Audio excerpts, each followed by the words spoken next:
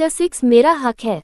आरव ने तनु और मीरा को ठीक वैसा ही बोल दिया था जैसा अद्भुत ने उससे कहा था। आरव के जाते ही मीरा खुशी से उछल कर तनु के गले लगते हुए बोली, देखा ना मेरा प्लान काम, आज वह राक्षस हम दोनों को इस जंगल से बाहर छोड़ने जा रहा है। बोलकर वह तुरंत भागकर बाथरूम की ओर चली गई। तनु को अच्छे से याद कि पिछली रात मीरा ने क्या कारनामे किए थे। उन कामों के बाद अद्भुत उसे सही सलामत घर जाने से ये तो मुमकिन लग नहीं रहा था। यही सब कुछ सोच सोचकर तनु का सर फटा जा रहा था, लेकिन मरता क्या न करता, उसे भी तैयार होना ही पड़ा। थोड़ी देर में तनु और मीरा दोनों से तैयार होकर नीचे आ गए जहां अद्भुत उन दोनों का इंतजार कर रहा था। आज मीरा के चेहरे पर एक अलग ही मुस्कान थी जिसमें अद्भुत एक पल को तो खो ही गया, लेकिन उसके लिए जल्द ही खुद को संभाला और एक रहस्यमयी मुस्कान के साथ आगे बढ़ गया। आरव ने गाड़ी की स्टीयरिंग संभाली। अद्भुत उसके बगल वाली सीट पर आकर बैठ गया और मीरा और तनु के पीछे वाली सीट पर बैठते ही गाड़ी आगे बढ़ गई। पूरे रास्ते मीरा खिड़की से सिर्फ बाहर ही झांकती रही, जिससे अद्भुत जो कि उसे बैक मिरर से देख रहा था उसे मीरा बहुत अजीब लगी, क्योंकि यह पहली बार था जब कोई लड़की उसके पास होकर भी उस पर कोई ध्यान नहीं दे रही थी। वही तनु गाड़ी की खूबसूरती और उसकी बनावट पर जारी जा रही थी। थोड़ी देर में गाड़ी एक बड़े से गार्डन के आगे रुकी, जिसके बीचों बीच एक बड़ा सा हॉल बना हुआ था। सबसे पहले आरव उतरा और उसने जल्दी से जाते अद्भुत के लिए दरवाजा खोला। उसके बाद ही मीरा और तनु खुद ही बाहर आ गई।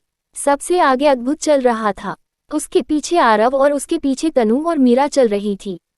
मीरा और तनु की बस उस गार्डन की खूबसूरती में खोकर रह गई। वहां तरह तरह के फूल पेड़ लगे हुए थे। काफी सुंदर होने के कारण उस पर रंग बिरंगी तितलियां भी मंडरा रही थी। मीरा ये सब देख ही रही थी कि अचानक किसी ने उसका हाथ पकड़कर अपनी तरफ खींच लिया। वह कोई और नहीं अद्भुत ही था। अचानक किए गए इस हमले से मीरा सकपका गई। छोड़ो मीरा हाथ, यह क्या बदतमीजी है। बोलते हुए मीरा अद्भुत से अपना हाथ छुड़ाने की कोशिश कर रही थी, लेकिन अद्भुत की ताकत के आगे उसकी सारी कोशिश तहस नहस होकर कर रह गई। अद्भुत उसे खींचकर गार्डन के सबसे आखिरी हिस्से में ले गया जहां एक बड़ा सा तालाब बना हुआ था। पहले जाकर अद्भुत ने उसका हाथ छोड़ दिया। अपने हाथ में लगी घड़ी में एक बटन दबाया जिससे एक अजीब सी आवाज वहां के वातावरण में गूंजने लगी। थोड़ी ही देर में देखते ही देखते उस तालाब में से 15 से 20 बड़े बड़े मगरमच्छ निकलकर बाहर आने लगे, जिन्हें देखकर मीरा की डर के मारे चीख निकल गई और वो अद्भुत के पीछे जाकर छुप गई और पीछे से उसकी कमर को जकड़ लिया। उसकी चीख सुनकर तनु और आरव भी भागकर वहां पहुंचे तो वहां का नजारा देखकर उन दोनों की पैर भी वही अटक गई। मीरा को खुद से यूं चिपका देख अद्भुत को एक अजीब सी बेचैनी हुई, लेकिन उसने उसे नजरअंदाज करते हुए उन मगरमच्छों के आगे अपने हाथ से रुकने का इशारा किया, जिससे वह सब के सब वहीं के वहीं रुको गए जैसे वह सब के गुलाम हो। उसके ऐसा करते हैं मीरा जो अद्भुत के पीछे से छुपकर उन्हें देख रही थी, उसकी आंखें हैरानी जी चौड़ी हो गई कि कैसे इस शैतान की बात उन मगरमच्छों ने मान ली। ये सब मेरे पालतू मगर हैं, अगर कोई मेरी बात नहीं मानता या मेरे खिलाफ जाने की कोशिश भी करता है तो वह सब इन सब का ब्रेकफास्ट, लंच या डिनर कुछ भी बन जाते हैं। बोलकर उसने मीरा और तनु को देखकर एक कुटिल मुस्कान दी। दोनों को साफ समझ आ चुका था कि यह अद्भुत उन दोनों को यहाँ क्यों लाया था। मुझसे ऐसी चिपकी ही रहोगी या दूर भी हटोगी? अद्भुत ने थोड़ा चिढ़कर कहा, क्योंकि यह पहली बार था कि कोई लड़की उसके इतना करीब थी। पहले तुम उन सब क्रोकोडाइल को वापस तालाब में भेज दो, मीरा ने भी डरते हुए कहा। ठीक है, कहते हुए अद्भुत ने एक बार फिर अपने घड़ी में एक बटन दबाया, जिससे एक दूसरी तरीके की आवाज उस वातावरण में फिर से गुंजने लगी, जिससे वह मगरमच्छ वापस तालाब में लौट करे, जिसे देख मीरा ने चैन की सांस ली। वह तुरंत अद्भुत दूर हो गई। उसका यूं एक झटके से खुद से दूर होना अद्भुत को थोड़ा खल गया, लेकिन उसे कुछ नहीं कहा और वापस जाने के लिए मुड़ गया। उसे जाता देख मीरा बोली, अरे इस हॉल में क्या है? वह भी दिखाओ ना। उद्धरण चिन्ह। उस हॉल में जहरीले सांप, बिच्छू और बहुत सारे जंगली कुत्ते हैं, चाहो तो मिल सकती हो। बोलकर अद्भुत गाड़ी की तरफ बढ़ गया। नहीं नहीं, मुझे नहीं मिला। बोलकर मीरा वहां से तुरंत दौड़कर गाड़ी के पास पहुंची और वहां खड़ी तनु का तो मानो हाल बेहाल था। उसे कंधे से आरव ने संभाल रखा था, वरना वह तो बेहोश हो जाती। आज तनु को पता चल गया था कि क्यों यह आदमी इतना खतरनाक और डरावना था, और क्यों पूरी एशिया कॉन्टिनेंट के बिजनेसमैन और अंडरवर्ल्ड के लोग इससे डरते थे। जैसे तैसे करके आरव तनु को भी गाड़ी के पास ले आया। उसके बाद वह चारों फिर से अद्भुत की विला पहुंच गई। उस दिन के बाद से मीरा ने अपन शरारत और अद्भुत को परेशान करने की पैरे कम कर दिए। लेकिन ऐसा नहीं था कि बिल्कुल ही बंद कर दिए, वह अभी भी मौका मिलने पर कारनामा करने से बिल्कुल नहीं चूकती। जब कभी अद्भुत घर पर नहीं होता तो मीरा उसके कमरे में जाकर उसके सारे कमरे को तहस नहस करके आ जाती। उसे लगता कि उसे कोई नहीं देख रहा, लेकिन अद्भुत अपने कमरे में लगे कैमरे से उसे देख रहा होता था। मीरा ने अभी भी अद्भुत को उटपटांग नामों से बुलाना बंद नहीं किया था, बस अब वह उसके मुंह पर नहीं पीठ पीछे वह नाम और बोलती थी। ऐसे ही एक दिन मीरा, अद्भुत और तनु डाइनिंग टेबल पर खाना खाने बैठे तो इस बीच मीरा अपने मंडी घुमा घुमा कर पूरे घर में किसी को ढूंढ रही थी जो कि शायद मिल नहीं रहा था। उसे ऐसा करते हुए अद्भुत और तनु दोनों ही देख रहे थे। अद्भुत ने उसे अनदेखा करते हुए अपने हाथ में लगे the times of India newspaper पढ़ना जारी रखा, जबकि तनु ने उसके कंधे को हिलाते हुए पूछो, अरे कहाँ खो गई, किसे खोज रही है? यार जग्गू मग्गू को बहुत दिनों से मुझे दिखाई नहीं दे रहे, ना मुझसे मिलने आए। पहले मुझे लगा कि शायद वह दोनों किसी काम से गए हो, लेकिन आपको काफी दिन हो गए हैं, मुझे उनकी याद भी आ रही है। बोलते हुए मीरा परेशान और उदास रही थी। तभी रूबी आकर सबको नाश्ता सर्व करने लगी। अभी जब अद्भुत ने मीरा को जग्गू मग्गू को याद करते हुए सुना तो उसे अचानक गुस्सा आ गया और उसने अपनी प्लेट उठाकर जमीन पर पटक दी, जिससे उस प्लेट के टुकड़े टुकड़े हो गए। सब होते ही मीरा और तनु एकदम डर गई। इससे पहले मीरा नॉर्मल हो पाती, अद्भुत आया और उसका हाथ पकड़ एक झटके में अपनी तरफ खींच लिया, जिससे मीरा जाकर अद्भुत के सीने से टकरा गई। अद्भुत ने उसे खुद से दूर करते हुए उसके जबड़े को पकड़ते हुए कहा, क्यों, बहुत याद आ रही है उनकी? मेरे रहते हुए क्यों उन दोनों की याद आ रही है? पूछ सकता हूँ? अद्भुत ने एक एक शब्द चबाते हुए कहा। उसकी ऐसी प्रतिक्रिया की उम्मीद पूरे विला में किसी को नहीं थी। सब उसे देखकर हैरान थे और साथ ही साथ डर भी रहे थे कि कहीं अद्भुत अपने गुस्से में मीरा को कुछ करना ना दे। अद्भुत ने मीरा के चेहरे पर अपनी पकड़ मजबूत करते हुए कहा, मेरी एक बात ध्यान से सुन लो, तुम्हें कोई हक नहीं है किसी की फिक्र करने का या किसी को भी याद करने का, चाहे वह कोई भी क्यों ना हो, कोई भी। कहकर उसने एक नज़र तनु पर डाली, जिस पर तनु सकपका गई। तुम्हारी फिक्र और केयर सिर्फ मेरे लिए होना चाहिए, उस पर सिर्फ मेरे हक है। अद्भुत ने झटके से मीरा को दूर किया, वहां से अपने कमरे की ओर चला गया। उसके जाते ही सबने चैन की सांस ली, जबकि मीरा ने अपने दोनों हाथ अपने चेहरे पर रख लिया। उसकी आंखों में आंसू आ गए थे, क्योंकि मीरा के चेहरे पर अद्भुत की पकड़ बहुत तेज थी, जिस वजह से उसे काफी दर्द हुआ। मीरा तू ठीक है? तनु ने मीरा के चेहरे को छूते कहा तो मीरा ने हाँ में गर्दन हिला दी और वह भी वहां से अपने कमरे की ओर चली गई। तनु भी मीरा के पीछे पीछे उसके कमरे तक गई, लेकिन इससे पहले कि तनु मीरा के साथ उसे कमरे में जा पाती, मीरा ने जल्दी से दरवाजा बंद कर दिया और बोली, तुम जाओ यहाँ से, मैं तुमसे बाद में बात कर लूंगी। बोलकर वह ओढ़े मुंह बिस्तर पर जा गिरी और फूट फूट कर रोने लगी। इससे पहले भी जब मीरा पहले दिन यहाँ आई थी तब भी अद्भुत ने ऐसा ही किया था, लेकिन तब वह बेहोश हो गई थी और जब होश ने आई तो जग्गू मग्गू ने उसे संभाल लिया था। लेकिन इस बार ना तो उसके पास जग्गू मग्गू थे संभालने के लिए, ना ही कोई, और उसे इस वक्त अपने पापा की बहुत ज्यादा याद आ रही थी। वो यहाँ से किसी भी तरह बस जाना चाहती थी। यही सब सोचकर रोते रोते मीरा की कब आंख लग गई उसे पता ना चला। मीरा की आंख दोपहर में खुली तो वह उठकर अपने बेड पर बैठ गई और उसने खुद ने ही ठान लिया, चाहे जो हो जाए वह आज पता लगा कर रहेगी कि उसे यहाँ क्यों लाया गया है। सोचकर वह सीधा अद्भुत की स्टडी रूम की ओर बढ़ गई। जब मीरा स्टडी रूम के अंदर गई तो फिर देखा वहाँ कोई नहीं था। मीरा ने इसे सही मौका समझते हुए स्टडी रूम का मुआयना करने का सोचा। उसने देखा कि स्टडी रूम पूरा ब्लैक एंड व्हाइट है। यही सब देखती हुए वो आगे बढ़ी तो फिर देखा कि एक टेबल पर कुछ डॉक्यूमेंट्स पड़े हैं। जब मीरा ने जाकर उन्हें देखा तो काफी चकित रह गई, क्योंकि वहां एक तरफ मीरा की मेडिकल फाइल थी जो कि उसी हॉस्पिटल से ली गई थी जहां वह अपने पापा के साथ रूटीन चेकअप के लिए जाती थी, और एक तरफ अद्भुत की मेडिकल फाइल थी जो कि किसी अमेरिका के हॉस्पिटल से बनवाई गई थी। मीरा को कुछ समझ नहीं आ रहा था उन्हें देखकर। तभी उसे किसी के आने की आहट सुनाई पड़ी, जिसे सुन मीरा वहां के पर्दे के पीछे जाकर छिप गई। वहां से उसने देखा कि अद्भुत और उसके साथ डॉक्टर मेहरा आ रहे हैं। थोड़ी देर तक वहां छिपे रहने के बाद मीरा ने कुछ ऐसा सुना जिसके बाद उसके हाथ में लगी कुछ की मेडिकल फाइल उसके हाथ से छूटकर गिर गई, जिसे सुन अद्भुत और मिस्टर मेहरा चौंकने गए कि स्टडी रूम में उनके अलावा भी कोई है। क्या मीरा ने सारी सच्चाई सुन ली है? मीरा को स्टडी रूम में आकर क्या करेगा अद्भुत? क्या सच में आज मीरा ने शैतान को जगाया, या ये है एक प्रेम कहानी की शुरुआत? Just 7 मीरा इग्नोर अद्भुत। मीरा पर्दे के पीछे छिपी खड़ी थी, तभी उसने सुना कि अद्भुत गुस्से से आग बबूला होते हुए डॉक्टर मेहरा से कह रहा था, डॉक्टर मुझे जल्द से जल्द इस लड़की से छुटकारा चाहिए। क्या हम वो ऑपरेशन जल्दी नहीं कर सकते? डॉक्टर मेहरा ने कहा, देखिए सर, मैं जानता हूँ कि आप पहली बार ऐसे किसी लड़की को अपने घर रख रहे हैं, लेकिन जब तक बोन मैरो ट्रांसप्लांटेशन नहीं हो जाता, आपको उन्हें यहाँ रखना होगा। आप जानते हैं ना कि कितनी मुश्किल से आपका और उनका ब्लड ग्रुप मैच हुआ है। अद्भुत ने कहा, लेकिन वो लड़की तब तक मुझे पाग इतना बोला ही था कि उसे कुछ गिरने की आवाज आई, जिससे वो दोनों ही चौकन्ने हो गए। अद्भुत ने जल्दी से अपनी गन लोड करी और उस तरफ जाने लगा जहां से आवाज आ रही थी। उसने झट से पर्दे को हटा दिया तो देखा मीरा वहां खड़ी कांप रही है, जैसे उसे कोई होश ही ना हो। उसे वहां देख अद्भुत और डॉक्टर भी एक पल को घबरा गए। तुम यहाँ क्या कर रही हो?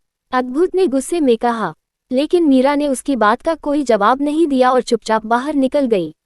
उसे ऐसे कहते हुए चुपचाप जाता देख अद्भुत के दिल में टीस सी उठी, क्योंकि ये वही लड़की है जो हमेशा उससे लड़ती थी, और आज ऐसे उसका जाना उसे अच्छा नहीं लगा।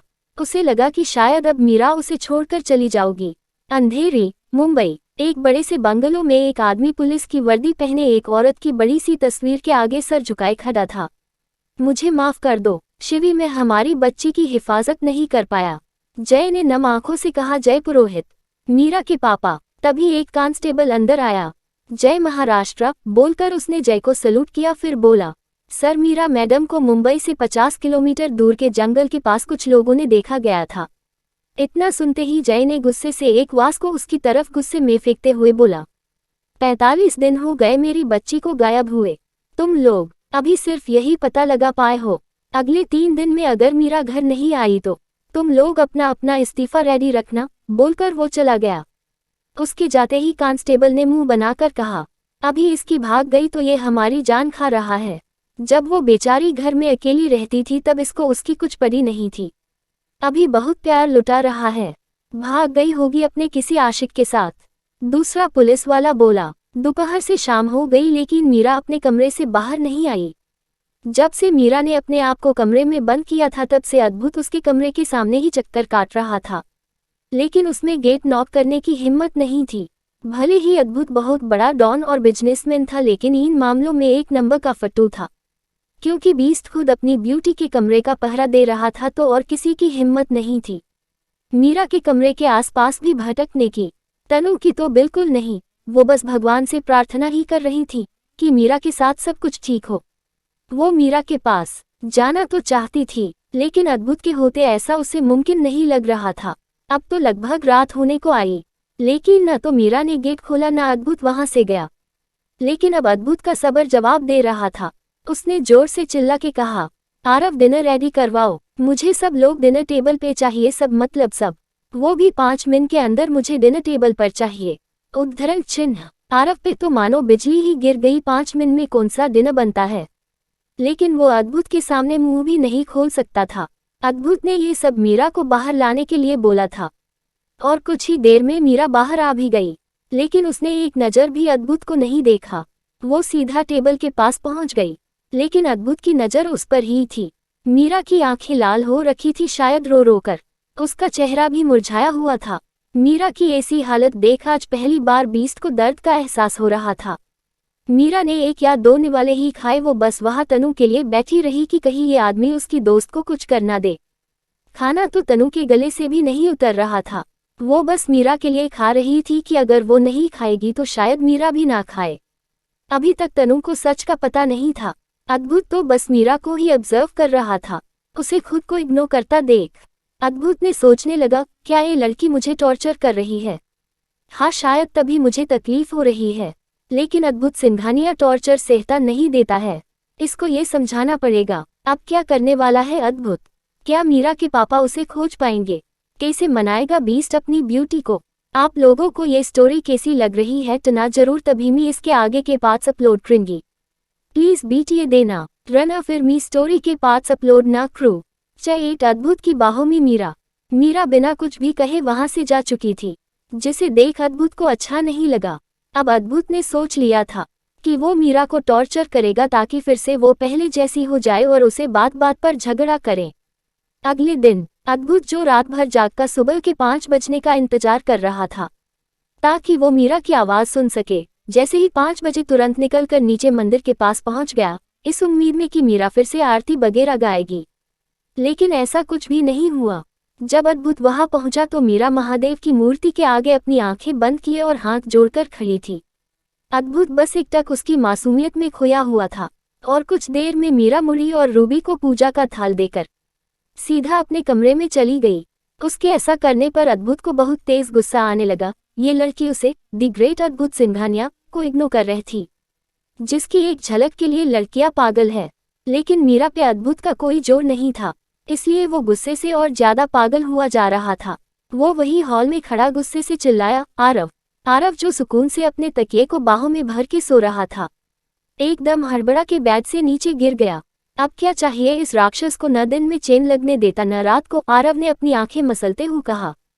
तभी अद्भुत की आवाज फिर से आई, तुम आ रहे हो या मैं खुद आऊं? इतना सुनना था। आरव बुलेट ट्रेन की स्पीड से भाग के अद्भुत के पास पहुंचा। इतना समय कैसे लग गया? तुम कर क्या रहे थे? अद्भुत उसे घूर रहा था। सो ही रहा था, सब आपकी तरह उल्लू नहीं होते। आरव ये बस अपने मन में ही बोल सकता था। Sorry sir. आरव सिर झुकाए खड़ा रहा। आज से घर कोई फास्ट फूड नहीं बनेगा, ओनली हेल्थी फूड। नहीं कोई म्यूजिक प्ले कर सकता है। मुझे किसी ने उटपटांग नामों से बुलाया तो मुझसे बुरा कोई नहीं होगा। कोई भी मेरी गैर हाजिरी में मेरे कमरे के आसपास भी नहीं भटकेगा। आई बात समझ? अद्भुत ये सब बातें मीरा को सुना के बोल रहा था, जो ऊपर रेलिंग के पास तनु के साथ खड़ी थी। वो दोनों अद्भुत की चीख सुन के बाहर आ गई थी। अद्भुत को पूरा यकीन था कि मीरा अब जरूर उसके खिलाफ जाएगी, कुछ न कुछ जरूर करेगी। यही सब सोचते हुए वो अपने कमरे में चला गया। आरव की जान सुखी जा रही थी कि अद्भुत को कैसे पता चला कि वो उसके पीठ पीछे अनाप शनाप बोलता है। थोड़ी देर बाद डिनिंग टेबल पे सब थे। सबसे ज्यादा तो बेसब्र अद्भुत ही था।